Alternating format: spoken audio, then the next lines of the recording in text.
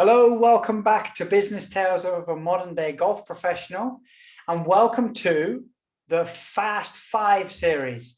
5 quick business tips to help you improve your coaching business, presented by Levante Golf, professional golf travel for professional golfers. I have personally used Levante Golf for over 15 years, been very, very happy with their service when I'm doing trips away, and there'll be more information and a link to their website in the description. So welcome to the Fast 5. Every week, 5 quick business tips. Today, we're going to start with these 5. Profiling your ideal customer. How price is only about value. How to look after your current customers. How to structure a marketing plan. And what feedback systems should you design for your business. So let's get started. So the first thing I want to talk about today is how to profile your ideal customer. Now, we all want to be busy and we all want to have as many customers as we can.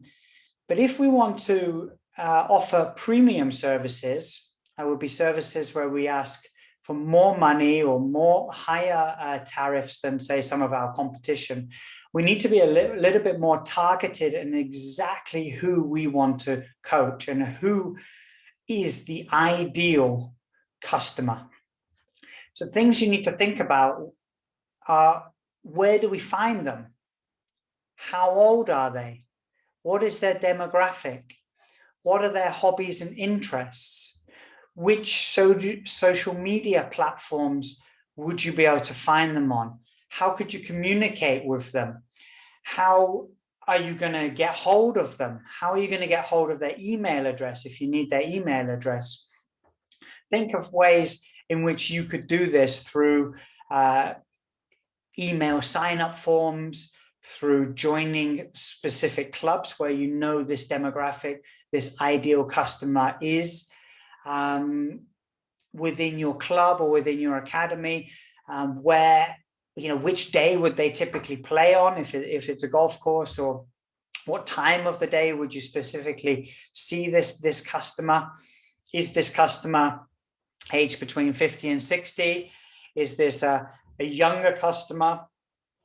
Try to think who they would be, where you would find them, how you could communicate with them, and what you would need to do then to find this customer. What kind of events would you need to organize? What kind of services would you need to offer to really reel in your ideal customer? Second point, tip today, price is all about value. Now, I've heard this many times as I've been a coach about how much do you charge, and I couldn't charge that much, and so-and-so in the next academy is charging this much, and I don't think I can charge more. Well, perceived value, and we know that some companies are able to charge massively higher amounts for a similar product or service. And it's all about the value that you offer to your customer. If you're cheaper than your competitor, or you're cheaper than the nearest golf club, sports academy, why are they more expensive? Are they offering something you're not? Are they doing more for their customers than you're currently doing? Or have you simply mispriced your service to your customers? If you are looking to go into the premium market and charge more than your competitors, then it has to be a great value. Your customers have got to look at you and say, okay, I pay a little bit more, but so if I go and do my shopping at a slightly more expensive shop than the local supermarket, then there's going to be a reason for it.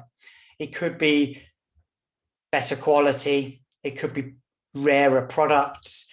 It could be better service within the shop. Whatever it might be, I'm going to justify why I'm paying that little bit more. And as long as I'm happy to do that, I'm going to pay. So what value can you add to your current service above and beyond what your competitors are offering? And ideas could be like loyalty programs, private clubs, extra content, courses, videos, articles, blogs, extra tips, more time spent with them, events above and beyond what you're currently doing. For example, if I join your premium club, not only do I have my structured lessons with you and my on-course information, but I get an extra video every week as well. I get an opportunity to spend some time with you on a weekend at a private resort away from my local club. And it's only for the select few, and it costs me so and so much more. And I get all the latest digital tools, and I can book my lessons online. I can send you if you're a golf professional, I can send you my swings 24/7, and you're going to come back to me and give me feedback if I'm on holiday and I'm struggling. You're going to give me discount if I come away with you on a trip. I'm going to get a gift if I come and do a seminar or a webinar with you, etc., etc., etc. So can you offer a better experience than your competitor? Can you offer more value than your competitors? And therefore, can you clearly justify a higher price? So price is only about the value that you offer. Number 3, your current customers. Now, I often hear this from coaches who give me feedback. Where can I find new customers? What can I do to appeal to new customers? And quite often they're actually forgetting to look after their current customers. Now, our current customers is our income. We need to look after them. We need to make sure they're happy, and we need to try to help them increase their spend with us. If I have a happy customer, an advocate, if you like, who loves what I do and loves the services I offer and the products that I offer, what can I do more for them to increase the spend that they have with me? So first, ask yourself, are you doing everything possible for your current customer base? Have you thrown the boat out, if you like, to make sure that they are getting the very, very best service? Because the minute that your services and offers begin to go in the direction of customer acquisition, they will start to feel a little bit upset. We see it with mobile phone companies, where it's clearly a better deal if you change company than it is if you stay with a company. And I've experienced it myself, where I've been with a company for over 10 years. And, I want discount on my next telephone and on my next offer, but I'm not getting it. I'm paying 500 euros for my next phone, but somebody who's never been with the company is getting it for 10 euros. So you change. I changed. People will change. So what are you doing for your current customers? What about the customers that you haven't seen for a while? Are you constantly in contact with them? Are you offering them special deals to get them back regularly to come in to see you? How are you communicating with them? Are they just simply a dead email address on your email list, or are you writing to them? Are you taking the time to go and see them if you pass them by? Make sure that you are looking after your customers, your current customers, as much as possible. Are all your email addresses and contact details up to date? Because if you're not careful, you're sending an email, you're sending an offer, a promotion to people who aren't even receiving it anymore. And if they stop receiving information from you, they're going to change. They're going to change. I haven't heard from Adam for months. I think he's forgot me.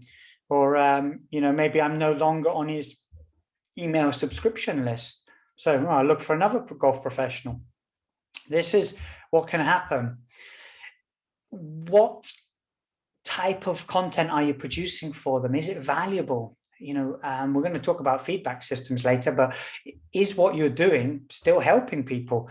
If I know I've been guilty in the past of churning out the same type of material over and over again, and people have read it already or seen it already, and you need to be fresh and you need to be on it and say, well, I've already written an article or a blog or done a video about that. Now I need to do something else. How can I help them further? What more can I do? What would make them stay with me rather than trying to find another coach? Tip number 4, a marketing plan. Now, hopefully, if you're following this channel and you're part of maybe my Facebook group, or you've read some of my stuff, you've got lots of ideas on how you're going to market to your customers. But you need a marketing plan. You need to have an idea of who is it you want to communicate to and how often. How are you going to advertise your services? What services are you going to advertise? Which products are you going to advertise? And how are you going to improve your customer service? What are you going to do? How often? How will it be measured? What kind of offer and value are you going to give, as we've just talked about? What time and money are you going to invest in your company, and how are you going to develop your business? What is the timeline for success? What are your short-term business goals? What are your medium-term business goals? What are your long-term business goals? And if you do not have a plan of how you're going to attack your coaching business, then really you are just going to be very, very blown along in the wind, busy, not busy. You're not going to be maximizing your income or your potential income as you would be if you stuck to a strict business plan. And that can be as simple as things of like, I'm going to offer this and this course at the beginning of my season. I'm going to offer these and these opportunities in my quiet times. I'm going to charge premiums at peak times. I'm going to offer these webinars and these educational courses online in my off seasons. I'm going to plan 5 trips away. I'm speaking now as a golf professional. This is how many people I want. From those 5 or 6 trips, 2 of them are going to be exclusive VIP, only my best customers. I'm going to charge a little bit more because I'm going to offer more, and so on and so on. These courses, I'm going to sell these products on top.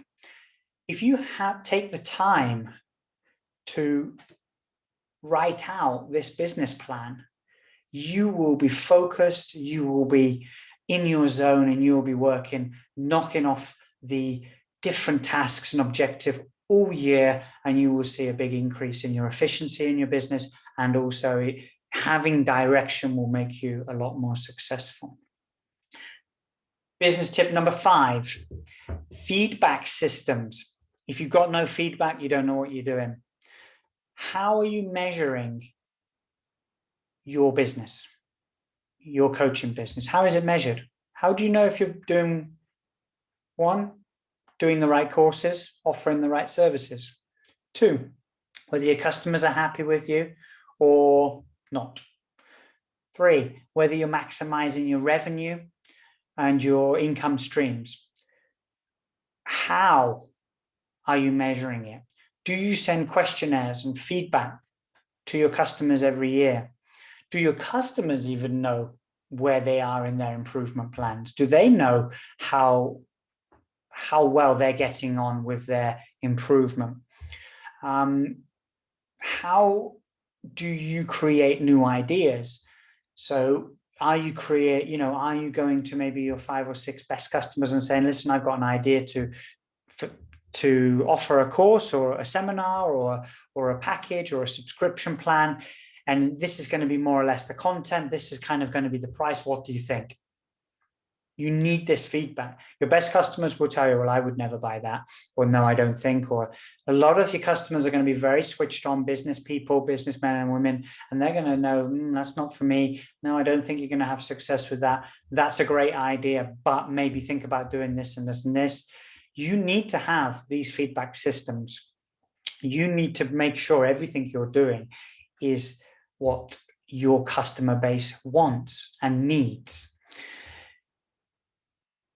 Do you know if your messages are getting through?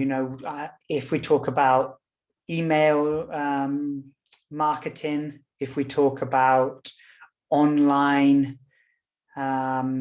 websites, blogs, podcasts, YouTube channel like this one, Is there any feedback mechanism? Can you see how many people are opening your posts using the insights and the analytics?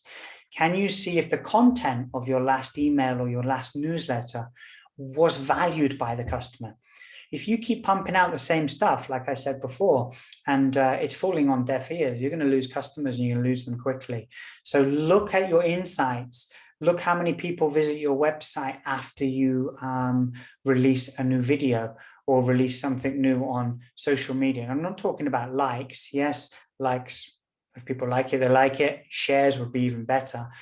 But looking at your funneling system, you know, if you've made an offer, buy this as part of this course, and nobody clicks on it, no one's interested in it. Change the offer, change the promotion. But if you don't do that and you keep the offer in for the next 3 months, you're wasting your time. So you need to look at your digital feedback. You need to look at your insights and analytics. You need to look at traffic numbers when it comes to a website.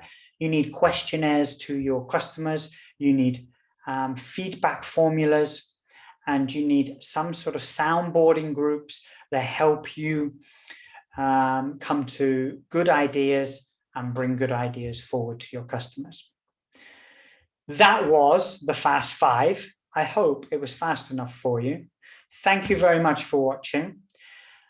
Share, please, if you think somebody could benefit from what I've said today. Like it so that other people can find it, and subscribe if you want more information.